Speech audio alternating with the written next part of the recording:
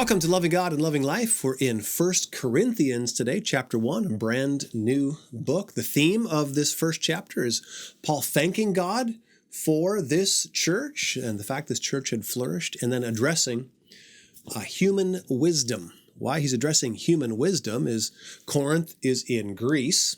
If you know anything about Greek culture, this is the home of Plato and Aristotle, Socrates. If they would, one thing they would want to be known for, it would be the deep thinkers of the world, the philosophers. And Paul is confronting that a little bit. Why is that? Is that because God has something against human intelligence? My friends, God created our brains. He's got nothing against human intelligence. We're going to be using our brains and expanding in knowledge throughout eternity. And at 1 billion years from now, we're still going to be learning and growing, and we're still not going to be able to match God in a game of chess. I promise you, genius just doesn't cover him. He knows everything. He's got nothing against knowledge. But there's this interesting aspect to knowledge. I'll never forget when I went to college, not Bible college, no, secular college. And this was only a month or a couple of months after I had had this radical encounter with Christ in which he revealed himself to me and saved me. And I am literally on fire for Christ.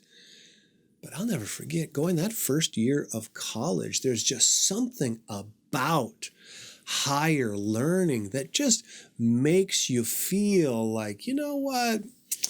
I don't know if I really need all this God. There's just something about it, all this God stuff. I'm a little bit too smart for some of this stuff. There's just something about it. And what that something is pride.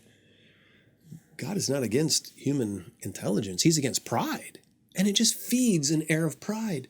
And Paul, in this first chapter, was just calling this out, just as straight as can be, and saying, gang, God is in charge. God is in charge. And let me just read here. In the 27th verse, Paul says, God chose the things the world considers foolish. Notice what Paul's point is. God chose things the world considers foolish. Paul's saying God isn't just taking what he can get, and all he can get are the slower people. No. Paul says God is choosing. God is intentionally choosing things the world doesn't consider the elite, because he's choosing to work through humble vessels. He's choosing to work in such a way that it doesn't exalt humanity. It doesn't exalt human intelligence. It doesn't exalt man and make a human being look like I'm the hero. No, God chooses vessels. He chooses to work in such a way that he is glorified. Now, he can work through highly intelligent people or people who are not of high intelligence. The key is he's working through humble people. He's working through people who admit, I need God. So he says in that 27th verse, and said, God chose the things the world considers foolish in order to shame those who think they are wise. God is chosen to work through people who will humbly admit, God, I need you. I hope that's your heart.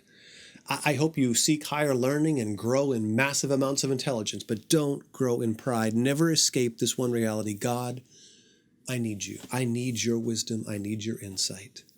Let's pray that prayer. God, send me one person today to share your love with. And let's never forget, friends, that loving and serving God is the only way to end up with a life that we truly love.